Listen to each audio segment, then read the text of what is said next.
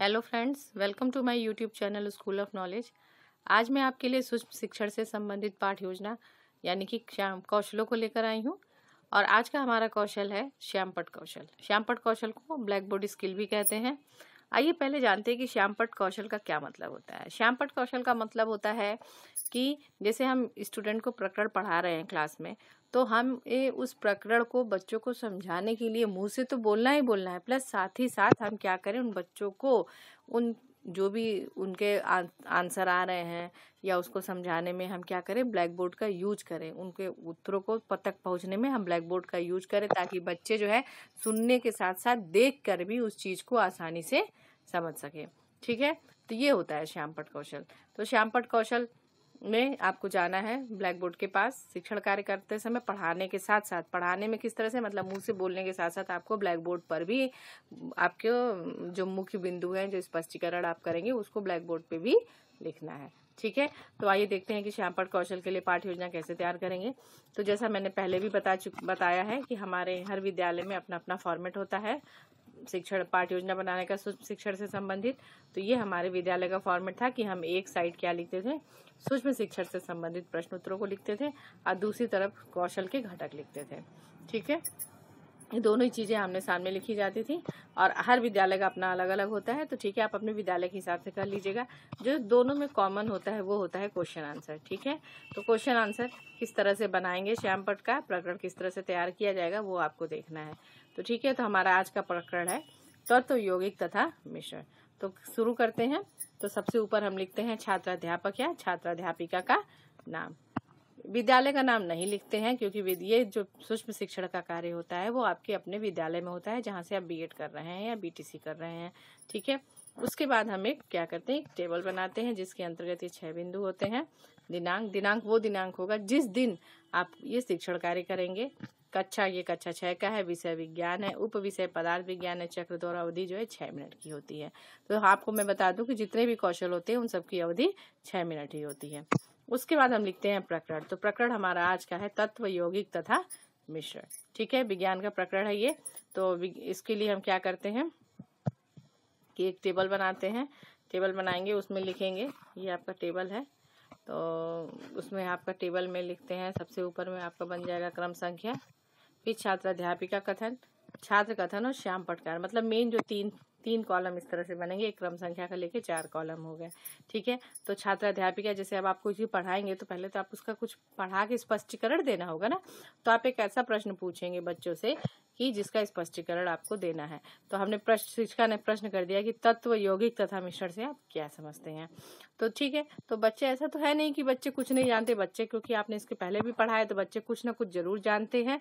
इसके बारे में आपको कुछ ना कुछ संभावित आंसर देंगे, लेकिन आपको ये मान के चलना है कि बच्चे सभी कुछ नहीं जानते हैं, तो इसलिए आपको समझाना है वहाँ पे। और ये बच्चे यहाँ पे मौन हो जाएंगे। मौन ये हो जाएंगे यानी कि उनके लिए समस्या क्रिएट हो जाएगी।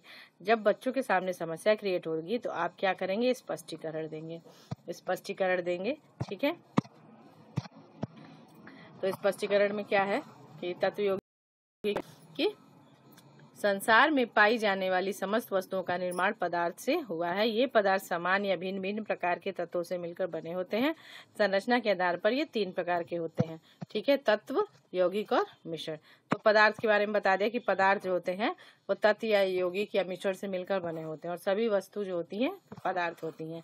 ठीक है, अब क्या किया, ये तो इन्होंने बोल के बता दिया, जो कथन करके बता दिया कि ये होता है तत्व, यौगिक, मिश्रण। उसके साथ ही साथ आप क्या करेंगे, श्यामपट्ट कार्य भी करेंगे। श्यामपट्ट कार्य करने के लिए आप बता देंगे कि पदार्थ है, पदार्थ की 3 अवस्थाएं, संरचनाएं होती हैं। पदार्थ जो है तत्व से मिलकर भी बनता है पदार्थ, यौगिक का भी होता है और मिश्रण भी हो सकता है पदार्थ।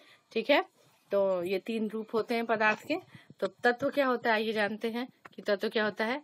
तो हम बताएंगे कि तत्व, इसको लिखना है, ये सब श्यामपट्ट कार्य करना है आपको, साफ सुंदर सुंदर अक्षरों में लिखना है कि तत्व के बारे में हेडिंग डालेंगे, लिखेंगे कि तत्व क्या है, पदार्थ का वह मूल रूप जिसे किसी भी क्रिया के द्वारा अन्य सरल पदार्थों में विभाजित नहीं किया जा सकता है, तत्व कहलाता है। ठीक है, उदाहरण दे दिया कि हाइड्रोजन, ऑक्सीजन, आयरन, सल्फर आदि इसके उदाहरण है। तो ठीक है, तो पता चल गया तत्व क्या है कि जिसको और छोटे रूप में नहीं तोड़ा जा सकता है। तो जो भी आपके तत्व हैं, हाइड्रोजन, ऑक्सीजन, इनके बारे में बता दिया। फिर दूसरा और साथ ही साथ जो इम्पोर्टेंट चीज़ है कि मूल रूप है, इसको विभाजित नहीं किया जा सकता, ये सबको क्या किया, अंडरलाइन भी करना होता है श्यामपट्ट पे, ताकि पता चले कि हाँ ये आप जो भी प्रकरण पढ़ा रहे हैं इसमें ये चीज़ इस तत्व को, जैसे तत्व को परिभाषित करें तो इसका ये इम्पोर्टेंट पॉइंट है। ठीक है, फिर दूसरा है आपका यौगिक। तो यौगिक क्या होते हैं, दो या दो से अधिक तत्व फिर है निश्चित अनुपात में मिलकर यौगिक का निर्माण करते हैं। तो दो या दो से अधिक तत्व कितने में, एक निश्चित अनुपात होगा। तो उदाहरण दे दिया H2 होता है। निश्चित अनुपात कैसे, कि हाइड्रोजन का 2 मॉलिक्यूल और ऑक्सीजन का 1 मॉलिक्यूल मिलके क्या बनाता है, वाटर का मॉलिक्यूल बनाता है। फिर दूसरा CO2 इसी तरह से, कि कार्बन डाइऑक्साइड में कार्बन का 1 मॉलिक्यूल यानी एक तत्व कार्बन है और ऑक्सीजन के 2 तत्व। ठीक है, दूसरा तत्व जो है ऑक्सीजन है उसके कितने मॉलिक्यूल लगेंगे, 2 मॉलिक्यूल लगेंगे। तो ये मिलके क्या बना लेते हैं, कार्बन डाइऑक्साइड बना देते हैं। तो ये हमारा क्या हो गया, यौगिक हो गया। ठीक है, अंतर भी करते चलना है, बच्चों को साफ साफ बताते भी चलना है कि क्या है। ठीक है, साथ ही साथ जो आपको इंपॉर्टेंट लगे उसको अंडरलाइन भी कर देना है। उदाहरण को इंपॉर्टेंट है तो उदाहरण के नीचे अंडरलाइन कर देना है। ठीक है, तीसरा है आपका मिश्रण। तो मिश्रण में क्या लिखेंगे, दो या दो से अधिक तत्व या यौगिक अनिश्चित अनुपात में मिलकर मिश्रण का निर्माण करते हैं। ठीक है, तो यौगिक में क्या था कि उनका अनुपात निश्चित था, हमें पता था कि वाटर में H2O ही होगा, तो हाइड्रोजन का 2 और ऑक्सीजन का 1 अणु होगा। ठीक है, लेकिन इसमें क्या है, इसमें मिश्रण में क्या है, अनिश्चित अनुपात, इसमें पता ही नहीं है कि कौन चीज किस मात्रा में मिला। जैसे कि उदाहरण देखिए, उदाहरण से आपको समझ में आ जाएगा। जैसे हमने लिया शरबत, चाय, कॉफी, खीर। अब जैसे मानिए हम शरबत की करते हैं, तो शरबत में हम क्या क्या डाल रहे हैं, शरबत में हम चीनी भी डालते हैं, अगर मन किया तो हल्का सा नमक भी डाल दिया। तो हम कितना चीनी डाल रहे हैं वो तो अंदाज से डाल रहे हैं ना, मन किया 4 चम्मच, मन किया 8 चम्मच, 10 चम्मच, तो हमारी मात्रा निश्चित नहीं है। पानी मन किया तो 1 गिलास में बना लिया, मन किया तो 1 कप में बना लिया, तो निश्चित नहीं है। चाय बना रहे हैं, कोई आधा चम्मच चीनी चाय लेता है, कोई 1 चम्मच चीनी की चाय पीता है, कोई थोड़ी सी चाय की पत्ती डालता है, कोई ज्यादा चाय की पत्ती डालता है। तो क्या है, अनुपात क्या है, चाय बनाने में किसी भी चीज का अनुपात निश्चित नहीं है। तो ये आपका क्या हो गया, मिश्रण हो गया। ठीक है, समझ में आया आपको। तो हमने श्यामपट्ट पर भी समझा दिया कि तत्व क्या है, यौगिक क्या है, मिश्रण क्या है। उसका जब हम ये पढ़ा लेते हैं तो जो हम पढ़ाए हैं बच्चों को उससे रिलेटेड जो है बोधात्मक प्रश्न पूछते हैं। तो बोधात्मक प्रश्न आप 2 या 3 पूछ सकते हैं। तो अब मैंने यहाँ पे 5 प्रश्न दिया। आज जरूरी नहीं कि आप भी 5 प्रश्न ही लिखे, ये तो बस मैंने आपकी सुविधा के लिए प्रश्न लिख दिए हैं। ठीक है, तो जैसे पहला प्रश्न पूछ लिया कि 2 तत्वों के नाम बताइए, तो हर स्टूडेंट बता देंगे कि भाई केमिस्ट्री पढ़ ही रहे हैं तो बता देंगे hydrogen, oxygen, carbon, nitrogen, sulphur, ये कोई सारे जो है तत्व हैं। फिर पूछ लिया कि H2O के लिए पूछा कि क्या है, यौगिक है या मिश्रण है। तो अब आप देखेंगे H2O में हाइड्रोजन कितना है, 2, ऑक्सीजन कितना है, 1, यानी कि अनुपात कितना है, निश्चित अनुपात है। तो क्या छात्र जवाब दे देंगे कि ये यौगिक है। ठीक है, सही हो गया। फिर तीसरा है 2 या 2 से अधिक तत्वों के निश्चित अनुपात में मिलकर क्या बनाते हैं। कह रहा है 2 या 2 से अधिक तत्व है, निश्चित अनुपात है ये। ठीक है, कट गया है यहाँ पे, निश्चित अनुपात में मिलकर क्या बनाते हैं। तो क्या बनाएंगे, जब अनुपात निश्चित होगा तो यौगिक बनाएंगे। फिर नेक्स्ट सवाल हमने पूछ लिया कि मिश्रण का कोई 2 उदाहरण बताइए। मिश्रण का उदाहरण पूछ लिया, तो बच्चों ने एक उदाहरण दे दिया शरबत, दूसरा उदाहरण दे दिया खीर।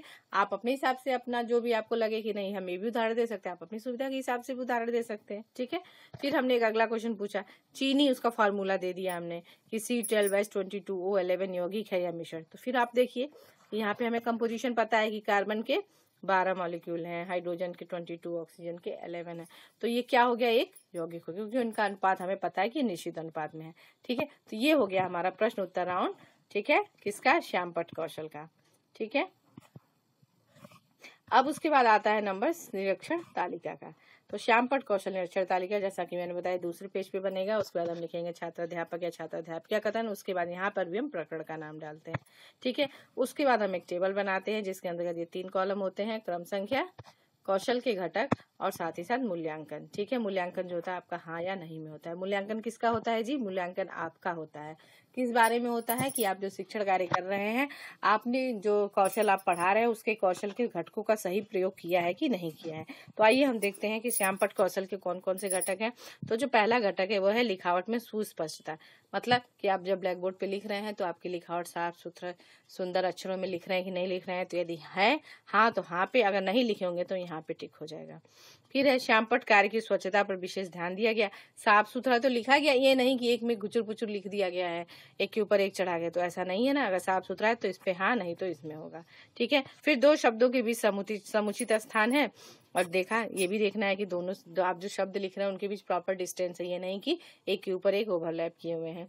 फिर है कक्षा के अंत में बैठे हुए छात्रों के लिए अक्षरों का आकार उचित है। मतलब इतना बड़ा बड़ा तो लिख रहे हैं ना कि जो पीछे स्टूडेंट बैठा है उसको साफ सुथरा दिखाई दे रहा है, ऐसा तो नहीं इतना छोटा छोटा लिख रहे हैं कि पीछे वाले को दिखाई ही नहीं दे रहा है। तो इस पे भी ध्यान देना होता है। और पांचवा है कि पाठ बिंदुओं के अतिरिक्त अन्य शब्दों का प्रयोग किया गया है कि नहीं किया गया। जैसे कि मैंने अभी आपको समझाया कि आप उदाहरण दे रहे हैं और उसको डिटेल में, अब शरबत है तो शरबत के बारे में अब आप पूरा लिखेंगे तो नहीं, लेकिन मुंह से बोल के तो समझा सकते हैं।